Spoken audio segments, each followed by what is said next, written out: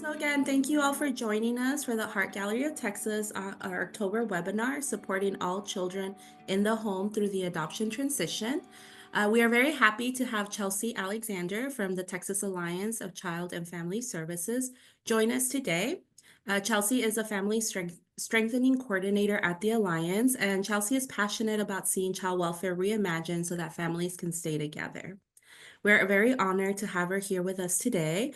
And then before we get started, just a little reminder, we're going to have a Q&A portion towards the end. So if you do have any questions throughout, please feel free to use the chat. I'll be monitoring the chat. So if you have any questions, let me know. But also if you have any questions for Chelsy, please feel free to put them in the chat. And then when we get to the end, we'll make sure that she gets to answer them. And then you will also get a chance to ask her directly at the end if you have any questions. But again, thank you all so much for being here today. Like I said, please feel free to keep introducing yourself in the chat. But for now, Chelsy, please feel free to take it away. Thank you. Thanks so much for that introduction. I see some familiar faces. No, Kaja, great to see you. I am so glad that this is Zoom and not a webinar where I was talking to my face. That would not have been delightful for me. Glad to have you all here. Thanks for that introduction, Cassandra. As she mentioned, I work at the Texas Alliance for Child and Family Services. We are a member organization comprised of, I think, 160 members now. Kind of like to describe us as like the bridge, the go-to, the in-between, all of you incredible people who are doing all the nitty-gritty work, the bridge to the department, the bridge to advocacy and the work that's happening at the Capitol. And also one of the things now that we've moved into at the Alliance is a family strengthening component. And really what that all means, most of you might know that as prevention. And so that's kind of where my role lies now. I won't spend too much time talking about that, but that is where my primary focus is on. Me and my colleague Tamika Caldwell, we work to support families upstream so that they don't end up in care. We really want to see families strengthened. And so there's a few ways we do that. But if you want more information about that, please feel free to holler at me. I forgot to put my email in my presentation, but that's okay. I'll put it in the chat at some point. Actually, I'm sure Cassandra will drop it in there at some point too. So lots of my work focused on that. But I will say, I also have a passion for adoption in the way of that I am an adoptive parent as well. And so I've just learned a lot over the last few years. I think we're going on 10 years now, but I'll get into a little bit of my story. I like to keep things, I'm very laid back, which you can probably tell already. None of this stuff and information is going to just blow your mind, I don't think, because you all work in this field. But I am really passionate about the practicality things, the small things that we can do that we often overlook that really impact the children and the families that we work with. And in particular, today, we're talking about children in the home as families are adopting. And so that's what we're going to focus on today. Gonna cover the objectives briefly. Hopefully, I think you all got this ahead of time when you registered. If not, this is what they are. We're just going to talk a little bit about the impact of adoption on children that are already in the home. And this could look a variety of different ways. Obviously, the first thing that comes to mind is biological children. Sometimes families already have adoptive children in the home. Sometimes families have nieces and nephews that either maybe they're raising or they're spending a lot of time with them and they're in the home. And so we'll talk a little bit about recognizing the impact, those signs that you can see, what that may or may not look like for them.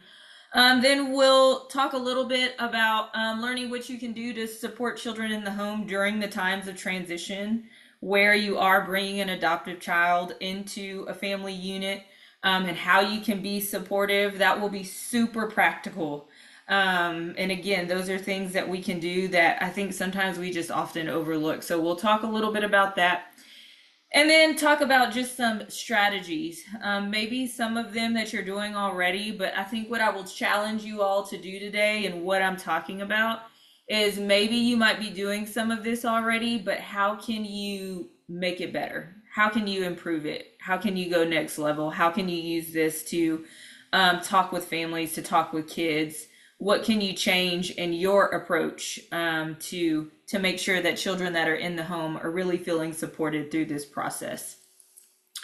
So, any questions about objectives beforehand?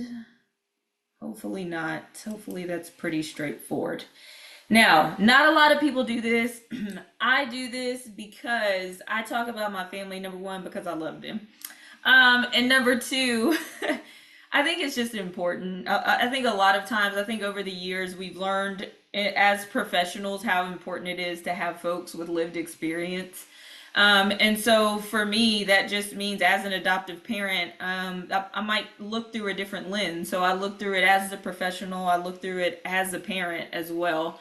And so you might hear some things that we've gone through, but I always like to share a little bit about the background of my family, just because we're a little bit of an anomaly. We kind of took the opposite approach. I am sure you may have been the one, or you have said, or you have heard like, "Oh, don't adopt out of birth order." Has anybody heard that before? Yes? No? Yes. Okay, guess what we did? We adopted out of birth order. And so it just kind of happened that way. I won't get into it too much, but all I can say is that we went from a family of three. So we did have our, at the time she was 2 years old, we had a biological child in the home. She was two. And I actually ended up getting pregnant with our second child, but in the meantime of that, we were contacted about my two big kids here, who were 8 and 12 at the time, and we were asked if we were still interested in adopting them, and of course we said yes, clearly. And so we went from a family of three, including myself, my husband, and my 2 year old, to a family of six within 6 months. And so it was very fast, quick, and in a hurry, which I think a lot of you probably have seen, maybe not exactly this, but you have seen adoptive placements happen very quickly at times. And so it's really, really important that we are thinking about how that impacts the children in the home. And so just so you know, because I use my kids' names, I don't sugarcoat any of this. I'm very vocal about them. Like I said, I love them. We're a crazy bunch. It's a little bit wild. There's Bailey, who was the 2 year old at the time that we adopted. There's Landon, and this is a very old picture because I don't know about y'all. I don't have time to do family photos, but it's on my radar. He's 4 now, so he's much bigger. That's the baby. Then there's Olivia and AJ. They are brother and sister, and we adopted them this year, August 15th. That was the 10-year mark of them coming to live with us. So they were 8 and 12 when we got them. They are now 22 and 18. Yes. And then that is Preston all the way on the end. He is 9 years old now. And he was the one that was I was pregnant with when they came to live with us. So, like I said, everything happened fast, quick, and in a hurry. And we had a 2 year old at the time, so we are that family that had to consider, okay, well, like, what does this mean for her as a child? What does this mean for her, and what does this mean for them? So that's kind of what our family unit looks like. Before I kind of get into our objectives, I want to start with a little bit of a story. So, if you will, while I tell this story, if you could just, as you're listening, take a minute to think about all the emotions that you hear or might sense that are felt in this little story that I'm about to share. This week I went on a trip to Alabama for work. And full disclosure, this is a very true story. I'm not making this up. I went on a trip to Alabama for work, and I prefer at this point in time, I normally fly a certain airline, okay? I'm very familiar with that airline. I know how it works. I know how it goes. Very simple. I know what kind of plane I'm going to get on. I know the ins and outs. I know how to use the app. I can just download it on my phone already. Very simple. And so this particular trip, I didn't get to schedule by myself. We had somebody else taking the lead on scheduling this trip. Now, this wasn't anybody from my team. This was actually somebody who we were going to. They said, hey, we'll take care of this. We're going to book your flights. Well, they booked my flights, which is totally fine. They booked my flights on an airline that I don't think I have either ever flown or haven't flown since I was, I don't know, maybe like 15 or something. I don't know. I was just very unfamiliar with this airline. I had to travel very far. I had to go to from Austin to go to Charlotte, North Carolina to fly back to Alabama. I didn't know. I normally just use my phone to check in at the airport. I had to print boarding passes. I didn't know if I had to pay for a carry-on. I was just very confused. I didn't know who to talk to. I didn't even know where to check in at the airport. Like, where is the check-in at? Who do I need to talk to, right? All this like very unfamiliar stuff to me. When normally I can just kind of walk in, go to the airline I'm comfortable with, know the whole gamut and stuff like that. So not only was I confused and unaware of how to check in and all of that, y'all, when I got to the airplane, I'm used to the airplane that has 3 seats on each side of the plane. This plane had 3 seats and 2 seats, which meant it was a smaller plane. So I already had some feelings about that because I don't like flying. It is not a pleasant experience for me. So I'm very nervous about that. On top of that, I go to Charlotte. I then have to get on a different plane where I literally have to walk outside to get on the plane. So what do you know if you have to walk outside to get on the plane? Am I getting on a bigger plane or am I getting on a much smaller plane? I was on a plane that had 1 seat, one row of seats, and then 2 seats. Just I was out of my sorts. The plane was shaking. I thought it was gonna combust from the inside. It was nothing about it was comfortable for me. It was all very, very unfamiliar, very, very scary, very to the point where I was like, I don't even know how I'm gonna get back to Austin because I don't think I can take that airline.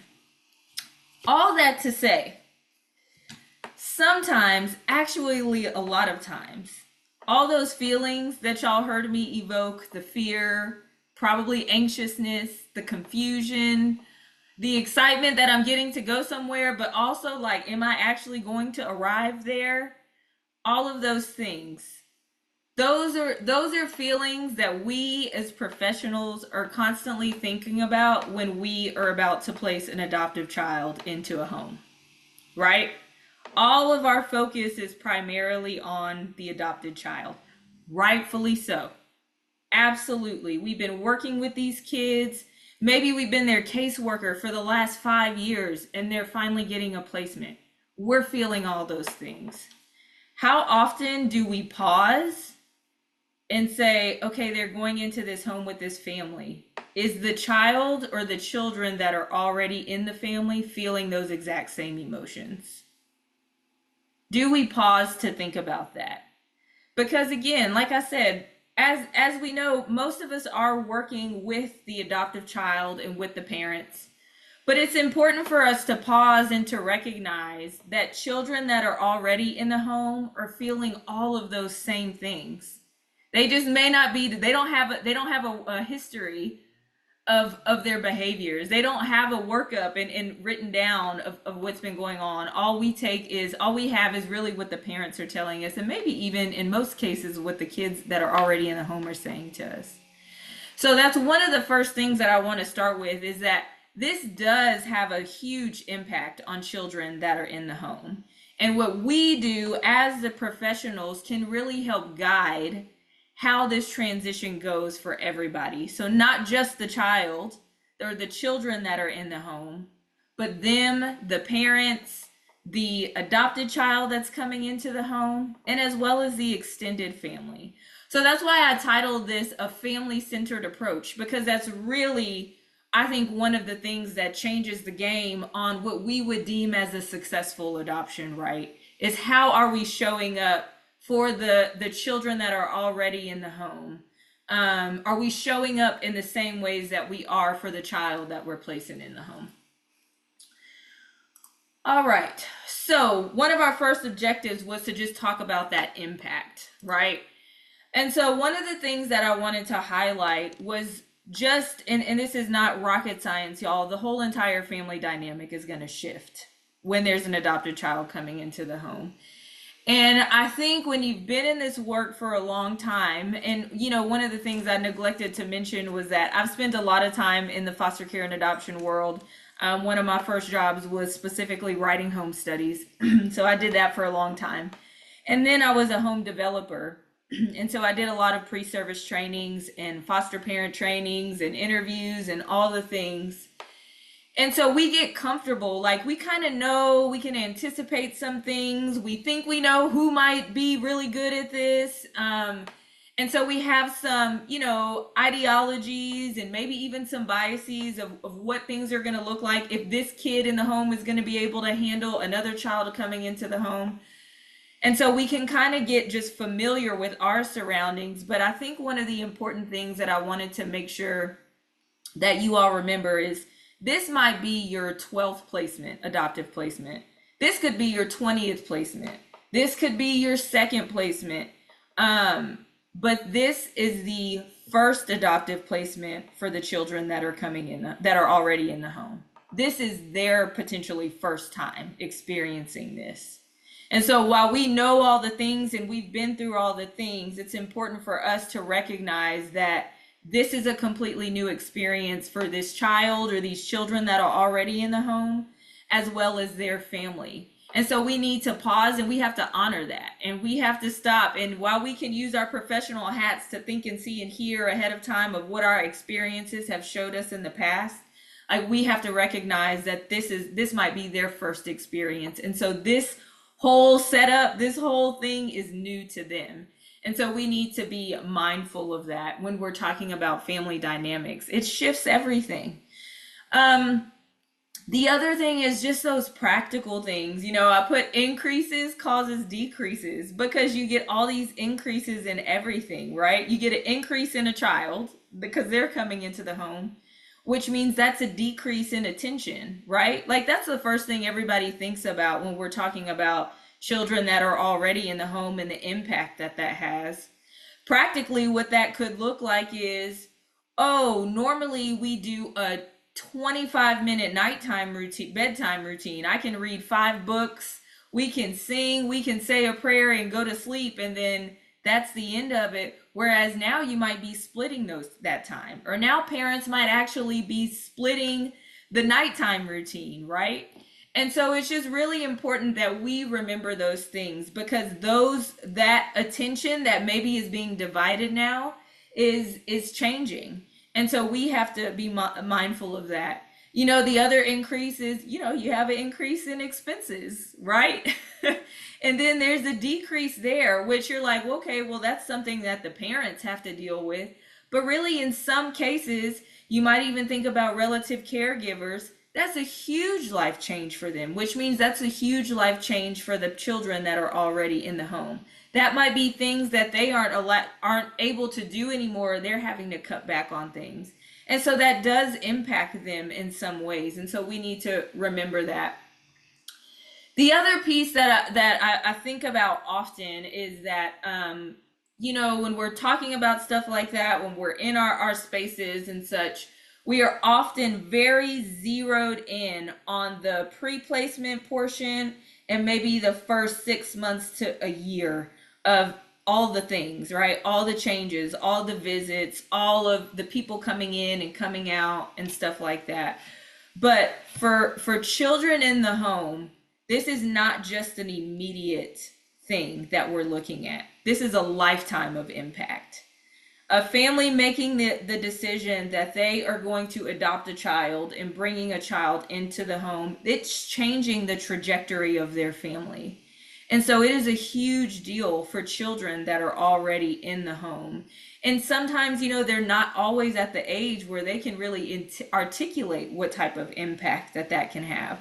So it's up to us as the professionals to keep all of these things in mind and to be very mindful about the children that have been placed in the home and how this could impact them.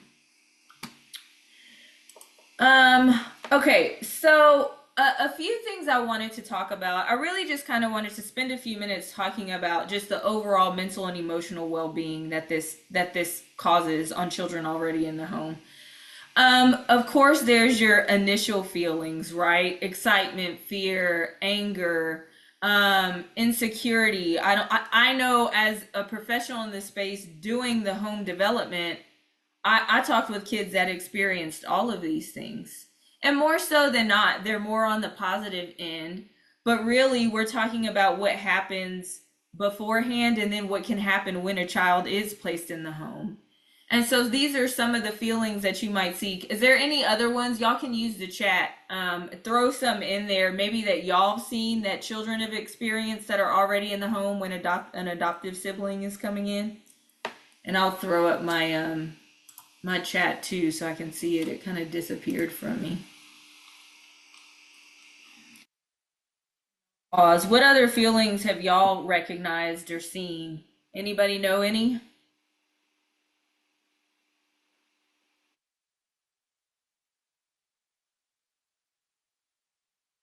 Curiosity. Ooh, I love that one, Nelkaja. Yes, absolutely. For sure. Which I think is lovely because they don't really know what to expect, right? Disruption of sleep. Yeah. Especially depending on the age. For sure. Thanks, Dan. Yeah, those are a couple of other ones. And I think, we all talk a lot in this work about trauma and how that impacts the brain and what that can do. But it's important for us to think about this for children that are already in the home. What happens if we ignore these feelings that they're feeling, right? What happens if there's not a responsible adult around to be able to recognize and key in on some of these emotions that they might be feeling? And these aren't bad. I think these are very natural, right? This is things that everybody would experience with a significant change in their life. And so we need to make sure we have bumpers in place to be able to work through those with kids, which we'll talk about in just a minute. The other thing that I kind of wanted to shift to as well was the impacts into adulthood. I was reading through a couple of articles, and one of them was from the National Council for Adoption.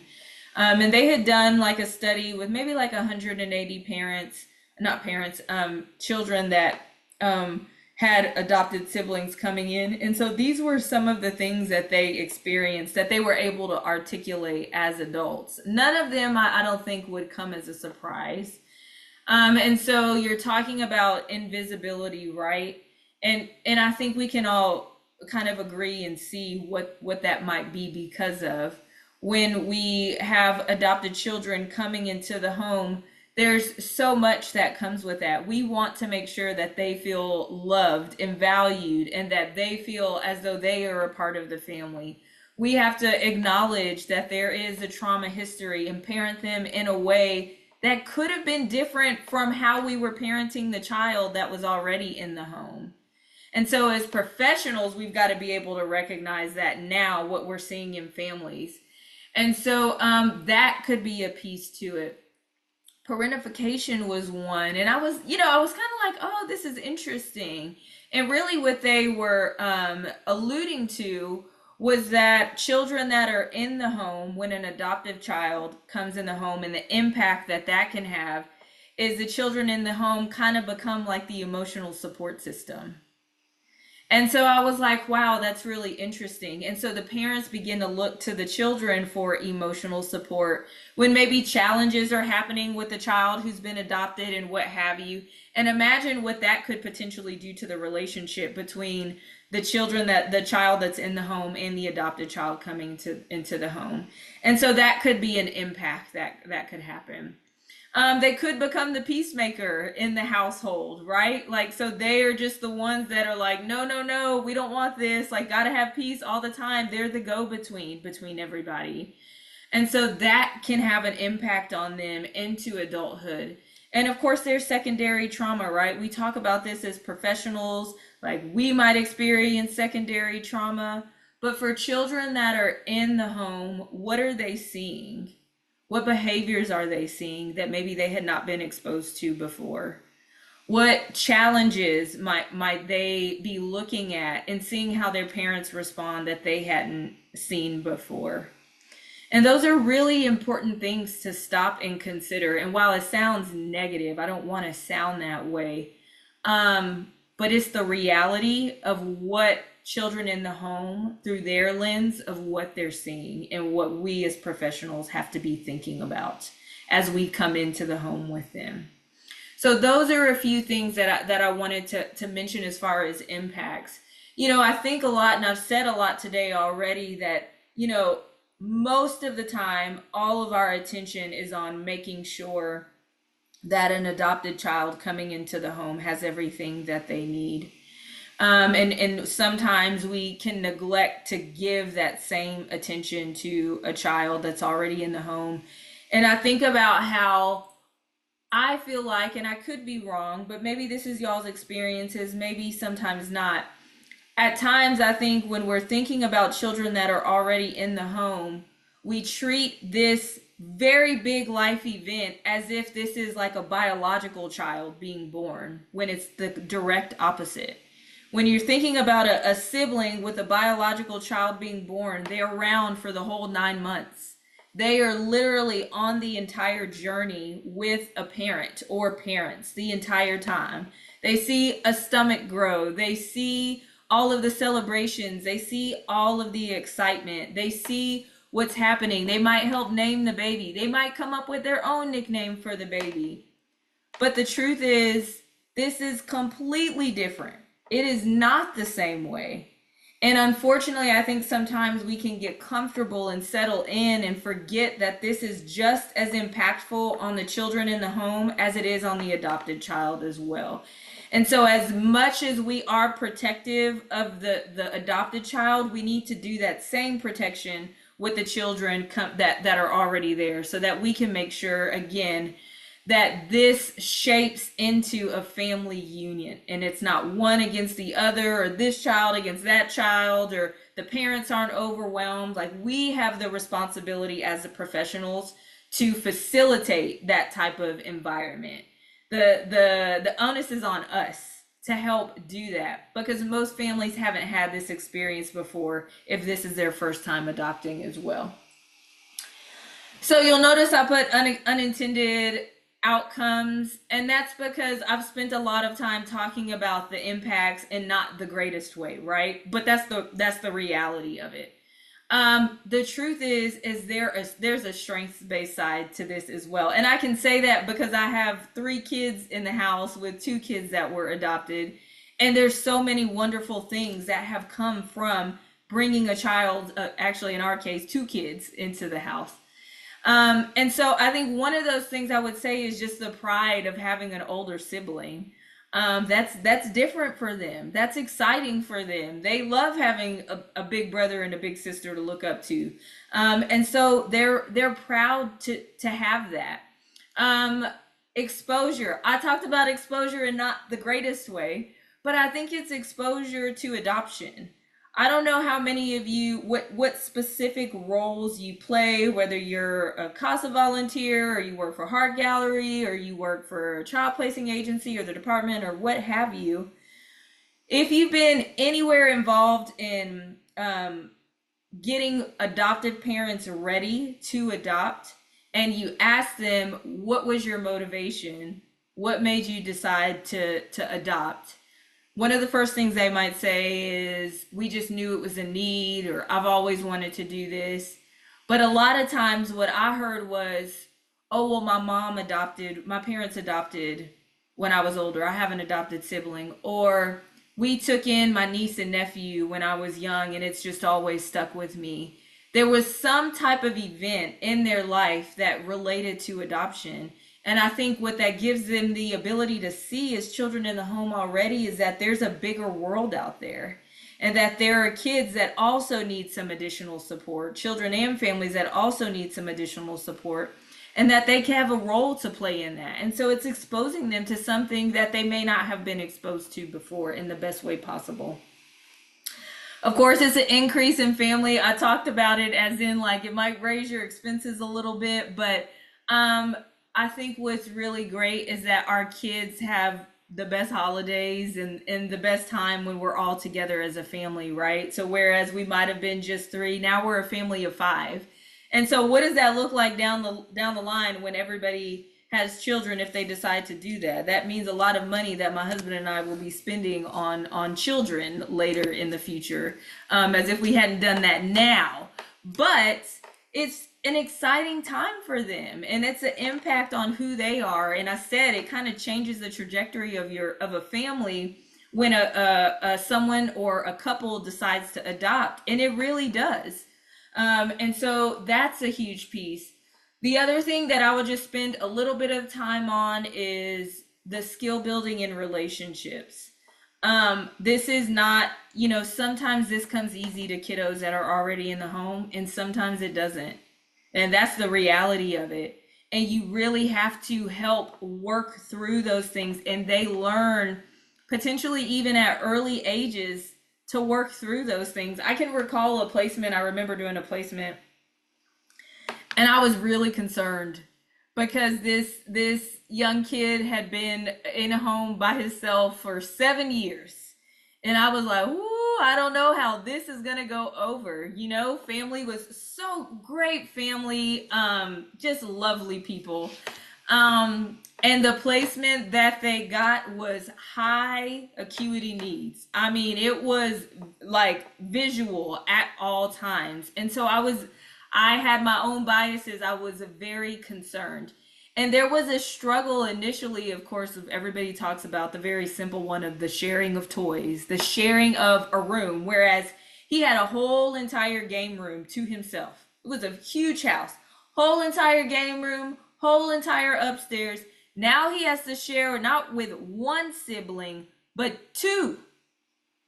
And they required a lot of time and attention, but he learned from that, and they transitioned very smoothly. And so it's a possibility it's a possibility for those things to happen.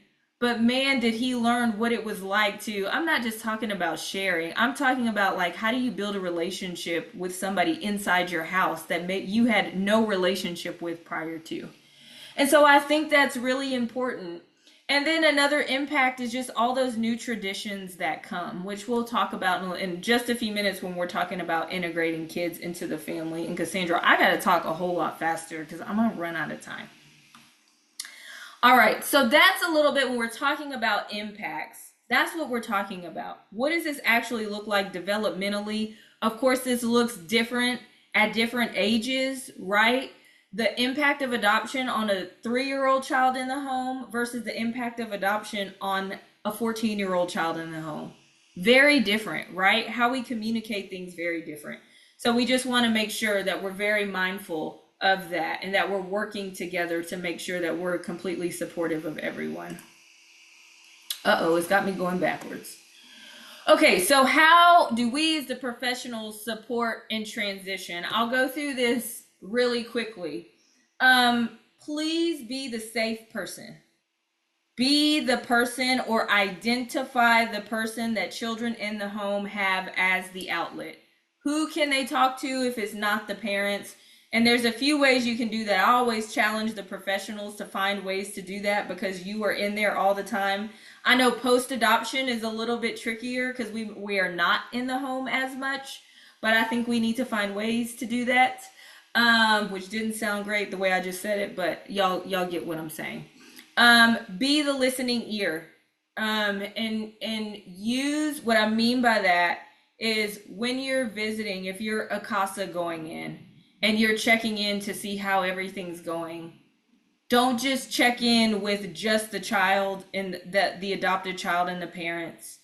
It's a everybody check in. Or maybe you're having some of your one-on-one time with them right there in the family living room, where you can stop and observe and see, like, what do these family dynamics look like? How are these kids playing together? How are they communicating? You got to sharpen the assessment tools. You might think you just walked in there to just do a quick one-on-one, but really it's way more than that. And you got to really think about the family as a whole. Be vigilant and intuitive. Like I said, spend time observing. Like that is when I think back to when we first got the kids, and like I said, it was a complete whirlwind. I was pregnant. We had a 2 year old, and we had an 8 and a 12 year old. It was like a madhouse, right? And so, of course, safe. But when we would have people coming in and out during that first 6 months, I can recall they would literally come in, talk, and go out, right? We really need to practice spending time just with the entire family, observing, hey, I got to send a few emails. Is that okay? Don't tell anybody I said that, but y'all can take this for what you have. I need to send a few emails. Let me check around and see what's happening. Encourage your staff to do that. Encourage your CASAs to do that, whoever that might look like. It's as much as it's about the adoptive child, what is the dynamic that's taking shape in the family? And we need to make sure we're supporting during this very, very precious, significant time in everybody's life. Like this, I would say, would maybe like year time frame is such a precious moment. And we need to value that precious moment and put all of our energy into everybody to make sure that we're creating the most safe, confidential environment so that this family can be successful. And then I think another thing is I remember having a caseworker when I was doing pre-service trainings. There was a case manager. Once we did placement, she was the one that was going in and out of the homes. She was brilliant at developing connection with the families. So we would connect with them on the front end, and then we kind of transition them over to the other side once they got a placement. But this case manager in particular was great about just getting to know the kids in the home, spending time with them, and getting to know their likes, their dislikes, so that it was not always just about, oh, I'm here to take care of Johnny or to talk to Johnny. My focus is on Johnny. I'm taking Johnny to do this. That's important, that whatever role that you play, especially if you are one of the individuals going into the home, that you are attentive and developing connection with the children that are already there. And then a huge piece that I think is a game changer, which I may have said that before, but I'm gonna say it again because this is too, is modeling vulnerability and transparency. We want to make sure that everybody's okay. I think that's just what we naturally all take on. You know, this is so and so coming into the home. This might be what it's going to look like. And it might be hard, but it'll be okay. And that's not the reality. Like, there, some of that is, but I think we really need to exercise our ability to be practice vulnerability with the family. And I would even say with the child, of course, developmentally appropriate. And even saying, hey, how are you feeling about this? I'm feeling a little nervous, but I think this is going to go well because of X, Y, and Z. What do you think about that? We got to find those opportunities to do that, because what do we know about, when we talk about TBRI, trauma informed care, they say that play disarms fear. I like to say vulnerability breaks down walls, and it really does. It sets the tone for everything. And so when you can really get to the heart of the kids that are already in the home, what you're doing is developing connection with them that you likely already have with the child that's being placed in the home. And so now you can kind of take those two things and say, okay, how do I make this work? And also you're helping to break the children, break those walls down that might be up for the children that are already there. And so be that safe person for them. And if you're like, Chelsy, I don't have capacity to be safe, find somebody who is, right? But I'm going to challenge you all to be that and encourage your staff. If you're on this for your staff, encourage your staff to be that for folks, for the kids in the home as well. All right. 12:41. I'm doing good. I was losing track of time initially. Okay, so let's kind of dive into some very practical strategies. I think the other ones are too, but where do you all come in? One thing that I like to say is a team approach first. Like, we often go siloed, especially when we start talking about adoption. You know, we feel like we're kind of at the finish line when really it's like just getting started. When we're talking about permanency after adoption, this is everybody on your team needs to be involved.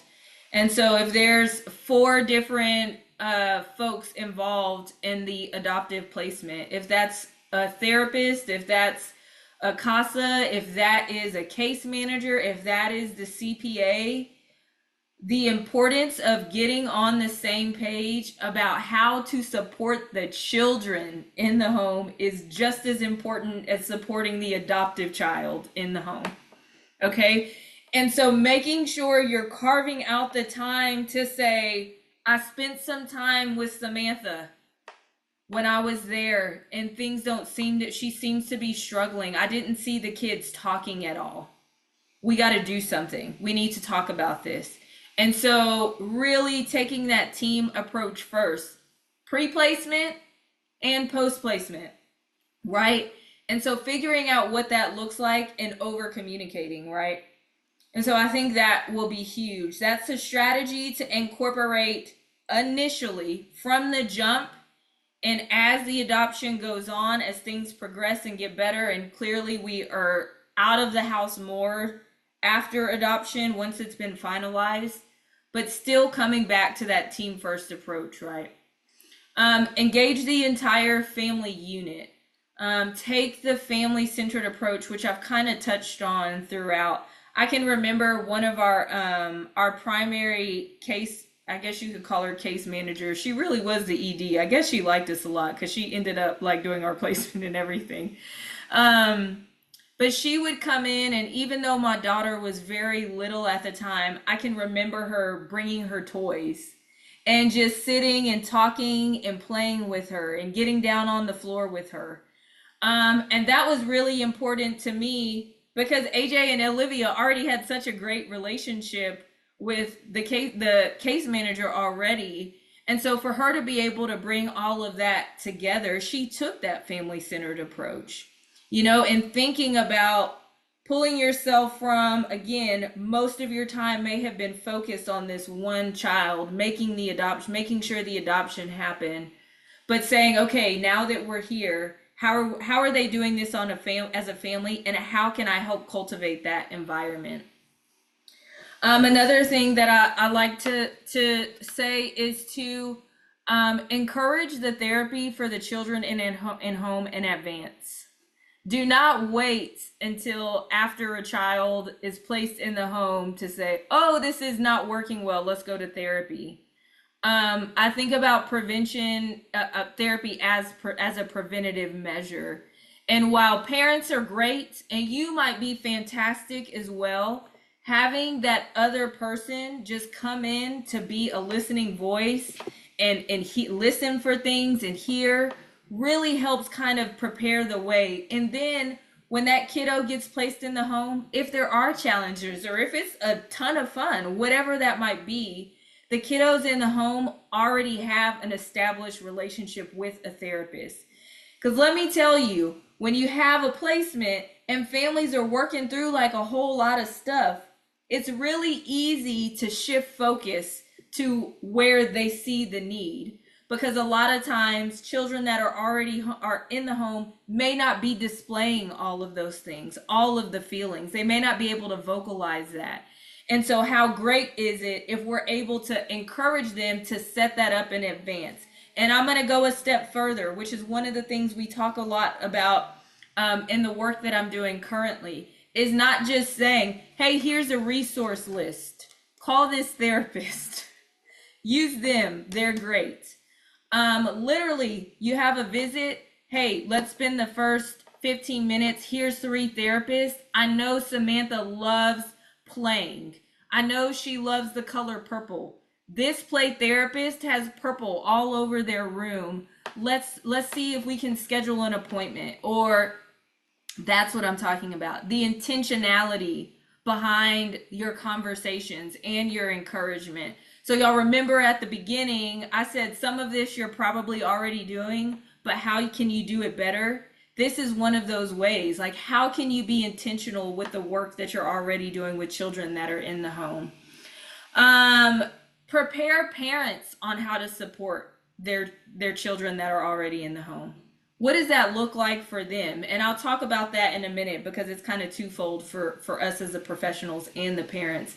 But making sure that they have the right tools in their pockets and that they're able to look for and see where things or challenges might be presenting themselves, and also where the strengths are coming up at. Be able to identify those. Empower parents that you are working with or that you're placing the child with to recognize and see what's happening in their home. Um, Ask the hard questions pre and post placement.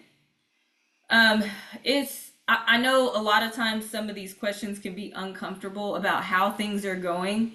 As an adoptive parent, I can remember after placement just saying everything's fine. We're good. It's good. So and so's doing fine. And really, you're dying on the inside. Um, and that's because we've got to get to a point as professionals where we're asking more pointed questions. So, hey, I see that um they seem to be having a hard time, or they're very withdrawn from the family. Can you tell me a little bit more about that? Like, what's going on? No, you're not a therapist in that moment, but essentially, like, you got to point out some things and you got to ask the hard questions. Because that really, again, that's the vulnerability piece. And that if you have the connection, like I just talked about a few minutes ago, if you've developed that with the family, then you can ask those hard questions. And that's why developing that connection is so important. And you'd be surprised when you ask the kids, you can ask kids, they're going to tell you how they feel. They're going to tell you what they're feeling. They're going to tell you what they're thinking. Sometimes you're going to be like, ooh, I did not want to hear that, or I did not expect that. But making sure that you are asking those hard questions so you can help set the family up for success. Um, be thoughtful about the family dynamic during pre-placement visits, when we're working our way up to adoption. Um, One of the things that we did, which every family is different, which I completely understand that. Like I said at the time, our child was a little bit younger than that. But I can recall like our first visit, which, pure caveat, I should have mentioned this. I had somewhat of a relationship with the kids, a little bit, but they did not know my husband and they did not know our daughter at the time. And so we actually took her with us on our pre-placement visit. So encourage that. Like, I think we went to play mini golf or something like that. Now a 2-year-old can't mini golf, but at that point in time that worked for her. She was just having fun and getting to know kids that she did not know. And so we made sure to include her in that. We included her when we went to pick the kids up for them to come live with us. She was in the truck with us. And so we had like this whole family thing. And so making sure that you're preparing the family to make it an inclusive environment for everybody. And that's important. And then the other thing that I wanted to talk about was uh, uh, making sure that you're helping parents as well as you. So this is something parents can do. This is a strategy for parents. This is a strategy for us as professionals. When you're spending your time talking with the children that are already in the home, maybe this is post adoption, acknowledge how they're feeling. Let them feel seen. Let them feel heard. Take a minute to think about a time in your life when you were a kid and didn't feel seen and didn't feel heard. What was that like for you? And again, this can be really tricky because we're talking about a kid that really has essentially lost everything in their life. And so we have to be mindful of that and make sure that they are seen just as much as everybody else in the family. Encourage families to have one-on-one time. If families are comfortable with you spending some one-on-one time, if that's what your role entails, do that. Have that. So it's not just like, oh, let me go grab John, we're going to run and grab some ice cream. Or we're going to run and do this, we're going to run and do that. Because then you're just seen as the person, the special person in Johnny's life who comes to get them and they get to do fun things, you know? Where we always say, like, oh, we don't want to treat them different. The truth is, there is a difference, but how do you make that equitable across the board? When we're talking about strategies for those, for integrating the family as a unit, help the family create new traditions. What do those look like? When you go into the home, hey, let's all play a game together. So every time that McKinley goes to the house, oh, it's game time. Got it. Right? Our role as the professional, whether we want to or not, we might think of ourselves as just the case manager or just the supervisor or just the CASA volunteer or just the heart gallery worker or just the post adopt worker, but you're so much more than that. You have the ability to facilitate and help integrate a whole entire family unit. And it's those little things of, oh, let me bring something for everybody in the family. I know you, so I know that you love Barbie. Or I know you, so I know that you love race cars. Or I know you, so I know you love TikTok. Let's all do a TikTok dance together, right? Like, how are we relating in our role to help integrate the entire family unit? And so talk with families through that. Hey, y'all, what are the new traditions? What's the family vacation that y'all are going on? Are y'all going to do that every year? Help facilitate those discussions. And then lastly, what I'll say is go beyond what you're required to do. And that speaks to the intentionality piece. It's going to take you going beyond just your regular job description to make sure that all children in the home feel supported, right? That will be key. And I know the tricky part is, especially for us, is once kids are adopted, it's finalized, folks go away, right? They go from all of these people to barely anyone at all. And as an adoptive parent, I can tell you, what are we, 10 years in now? What kind of difference it could make if folks were being if we were being checked on more than once a year. It's huge because you're working with adoptive kids, you're also trying to make sure your kids that are already in the home are feeling good too. And so I would encourage you to go beyond what is expected of you and some of this. Post adoption, we know, is a huge thing, right? In your role, what can you do to be a support to children in the home?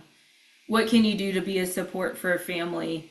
And I would strongly encourage y'all to think about those things. So I have officially talked way too long. It is 12:54. I am an open book.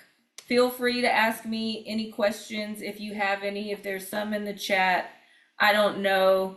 Thank you, Nelkaja, for your hand clap. I very much appreciate that. If you don't know Nelkaja, you should. She is over our Text Pop team and does incredible work around permanency and has a passion for relative caregivers. If you have any questions about that, I will direct you to her if you don't know her, but she probably knows everybody on this screen. So, anywho, Thank you, Chelsea. Thank you so much. That was an excellent presentation. And I think definitely like having to think about that, right? I think having to think about those children already in the home is something that we don't always think about. But yeah, we do have 5 minutes left. If anybody has any questions, this is the time to do it.